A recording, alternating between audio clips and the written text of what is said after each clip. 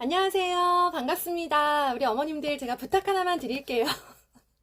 너무나 우리 아이들이 많이 사랑해 주었던 책 세 줄 쓰기가 예스24와 알라딘 온라인 서점에서 올해의 책 후보로 선정되어서 지금 투표를 하는 중에 있습니다. 우리 어머님들의 귀한 한 표가 엄청나게 많은 도움이 될 것 같습니다. 뽑힌다고 뭐 상금을 받고 이런 건 아닌데요. 그냥 더 많은 사람들에게 알려줄 수 있는 기회가 될 수 있기 때문에 꼭 한 표씩 부탁드리고요. 투표하면 1,000원 할인 쿠폰 받아요. 저도 제 거 투표하고 1,000원 할인 쿠폰 받았습니다. 꼭 가서 투표하시고 할인 쿠폰도 받으셨으면 좋겠습니다.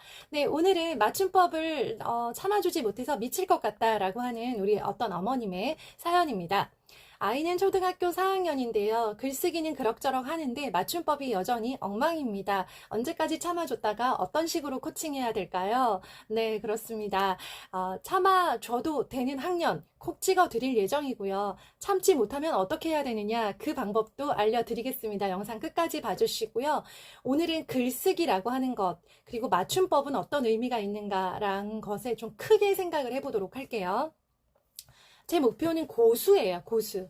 네, 고수 엄마가 되는 거예요. 그러니까 코칭을 할 때 눈앞의 것이나 당장 필요한 것만 보는 게 아니라 전체를 보고, 그리고 결과적으로 결과를 봤을 때 무엇이 지금 유리하겠다라고 역으로 짚어서 생각하는 그런 습관을 많이 가지고 있는데요. 글쓰기 코칭 역시 고수의 코칭을 하기 위해서 굉장히 노력하는 사람입니다. 자, 고수와 하수, 글쓰기에서 뭐가 다른지 아세요? 아이의 코칭을 할 때요, 글쓰기의 고수들의 특징은 글쓰기의 목적을 생각을 합니다. 글쓰기의 목적, 한마디로 말씀드리면 글을 쓰는 그 시간 동안 생각하게 만들자라는 목표를 가지고 있어요. 그러니까 글을 더 잘 쓰게 만들자, 글을 더 많이 쓰게 만들자, 글을 더 자주 쓰게 만들자가 목표가 아니고요. 글쓰기의 시간을 통해서 사고력을 단단하게 만들자라는 목적을 가지고 있다고요. 자, 글쓰기의 특징을 잘 생각하셔야 돼요. 글쓰기는 생각을 하지 않으면 한자도 한 문장도 쓸 수가 없습니다. 써보신 분들 이해하시죠? 생각하지 않고는 쓸 수 없어요. 그 말은 뭐냐면 아이가 썼다라는 것은 쓴 시간 동안 생각을 했다는 거예요. 결과물이 잘 나오면 좋지만 결과물이 보잘것 없다고 해서 아이가 생각하지 않았다는 의미는 아니에요. 생각한 거예요, 그거. 생각했는데 아직 아이의 사고력의 수준, 그리고 글쓰기의 표현력 수준, 글쓰기의 경험이 충분하지 못하기 때문에 결과물이 그래 보이는 것일 뿐, 아이가 30분 동안 고민해서 썼다면 맞춤법이 엉망이고 글쓰기가 정말 내용이 엉망이고 글씨도 엉망이고 보기에 탐탁지 않다 하더라도 이 아이는 30분 동안 생각이란 것을 한 거예요. 이 맞춤법이라고 하는 건 뭐냐면요, 글쓰기를 하는 과정, 즉 생각을 하기 위해서 글쓰기를 해가는 과정 중에서 잘할 수도 있고 부족할 수도 있는 아주 일부분일 뿐이다 라는 거예요. 글쓰기의 결과물이 정확한 맞춤법이 아니라는 거예요.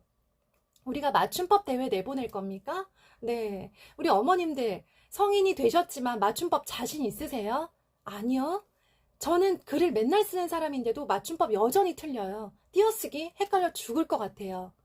결국 맞춤법과 띄어쓰기는 대한민국 성인 남녀라 하더라도 그 맞춤법과 띄어쓰기만 열심히 연구하고 달달 외운 사람이 아니라면 저는 최고 수준의 지성인 작가분들도 맞춤법과 띄어쓰기는 여전히 불완전하다라고 생각을 하고요.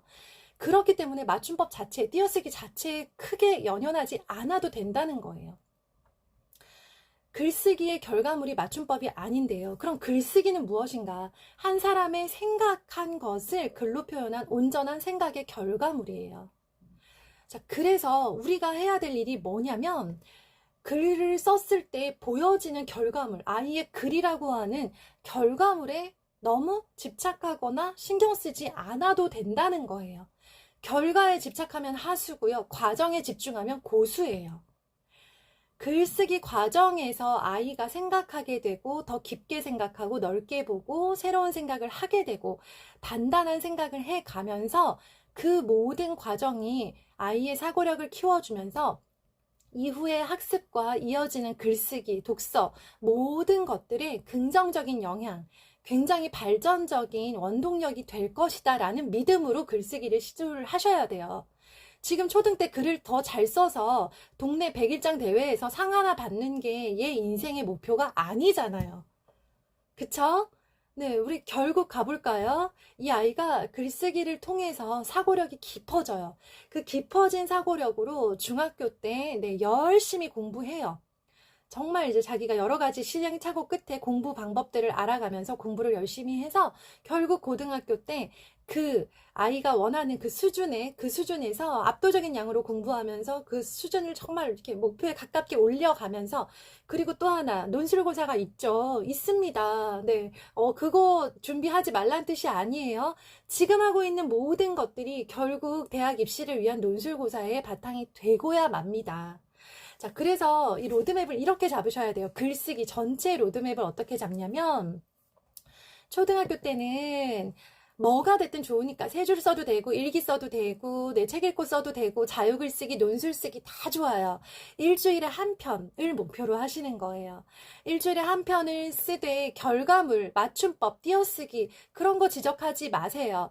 마시는 상태에서 아이가 글을 계속 꾸준하게 쓰잖아요. 그러면 결국 이 모든 글쓰기의 경험은 중등 수행평가에서 네, 거기서 뭔가 짠 하고 나타난다는 게 아니라요. 그거에 도움이 돼요. 힘을 줘요. 기초 체력을 만들어 주는 거예요. 글쓰기 기초 체력. 자, 중등 수행평가가 항목이 얼마나 다양한지 모릅니다. 우리가 예상했던 논술도 나오지만 한 번도 해보지 못했던 종류의 다양한 글쓰기가 중등 수행평가 쓰기 문항으로 출제가 돼요. 자, 그러면 이걸 미리 준비하고 미리 학원에 가서 연습하고 하는 방법도 있겠지만 수행평가 대비해주는 학원도 많습니다. 네.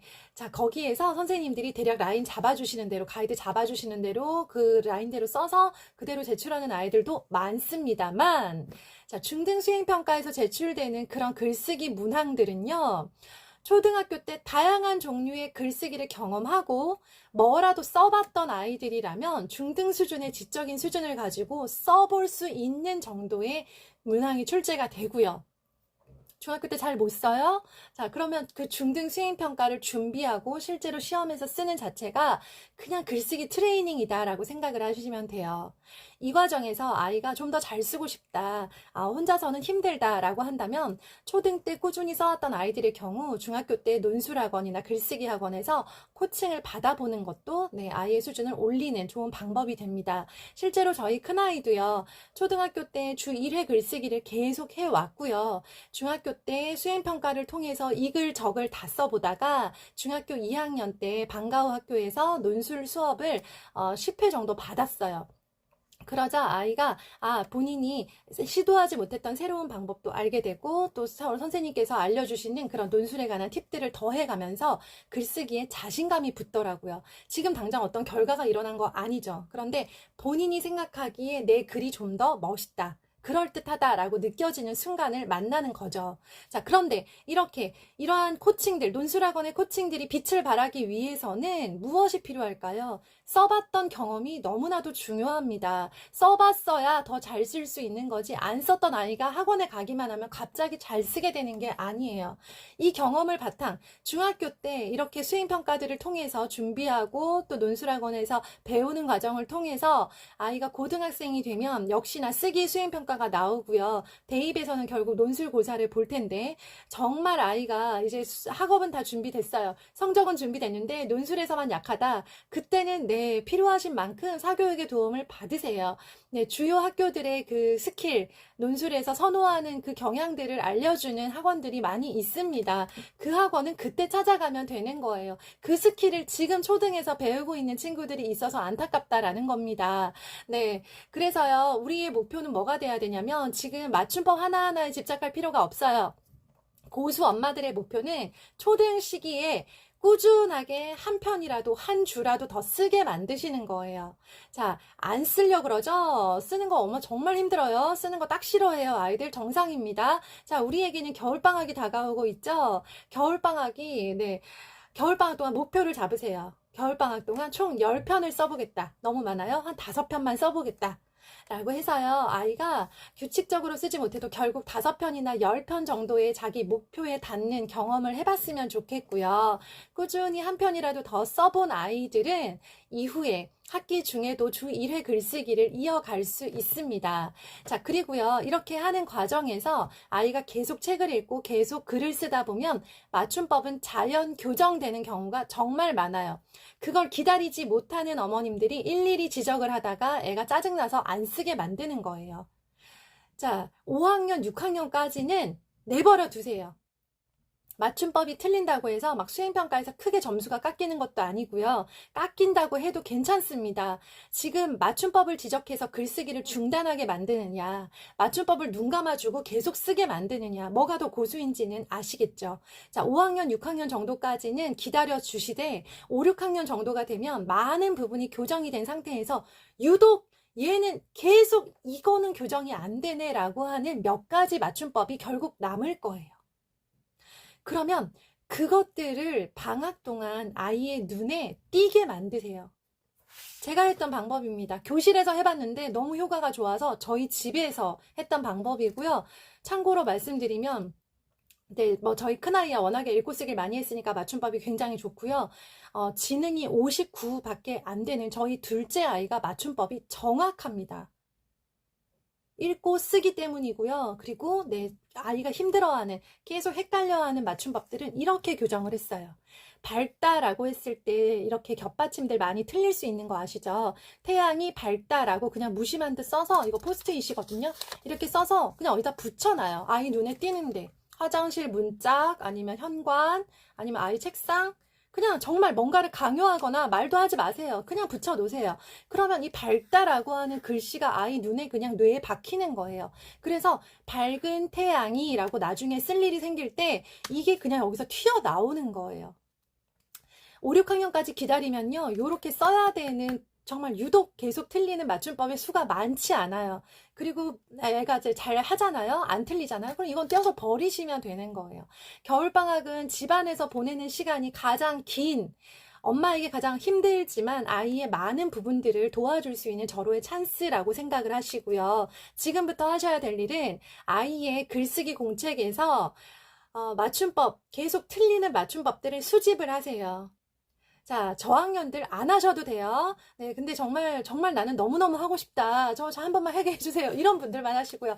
5, 6학년 어머님들은 아이 글쓰기 공책 꺼내다가 글쓰기 교재에 많이 써놨죠. 계속 실수하는 맞춤법만 따로 메모를 해두셔서 이렇게 만드세요. 만들어 놓고 이제 하나하나 붙이기 시작하고요. 어느 날 아이가 학교 갔다 왔는데 막 집에 막 30장이 붙어 있어요. 이러면 너무 부담스럽죠. 하나하나, 하루에 하나씩만 붙이세요. 하나하나 늘어나게 해주시고, 잘하는 건 떼고. 이렇게 해서 아이 눈에 그게 익어버리게 해주시는 게 가장 핵심이고요. 띄어쓰기, 안타깝지만 적당히 버리세요. 띄어쓰기까지 잡으려고 하면 아이에게 글쓰기는 너무나 큰 스트레스고요. 실제로 띄어쓰기는 자연스럽게 교정이 되는 부분도 많고, 결국 잘 모르고 틀려버리는 띄어쓰기도 많은데 크게 지장을 주지 않습니다. 일단 기본적인 목표, 1차 목표는 맞춤법을 잡자. 6학년 졸업할 때 기본적인 맞춤법은 갖추게 하되 5학년까지는 기다려주자라고 생각을 하셨으면 좋겠습니다. 항상 우리는 고수다라는 생각을 머릿속에 하고 계셔야 되고요. 고수들은 맞춤법에 집착하지 않지라는 말. 나는 아이를 더욱 칭찬해서 맞춤법은 틀리지만 아이가 썼다는 것에 집중해서 쓴 사실 자체를 칭찬하고 한 번 더 쓰게 만들어서 그 쓰는 시간 동안 생각하게 만들고, 그래서 결국 그 사고력의 힘으로 아이가 완전히 높은 수준의 공부, 학습 수준과 글쓰기 수준을 갖추도록 하고 싶어. 난 그런 엄마가 될 거야. 약간 이런 느낌으로 가셔야 돼요. 아시겠죠? 네, 그래서 그 맞춤법에 대해서는 마음을 내려놓으시라는 게 아니라 그게 불리하기 때문에 안 하는 거다라는 전략을 세워보셨으면 좋겠습니다. 감사합니다. 세 줄 쓰기 투표 많이 해주세요. 감사합니다.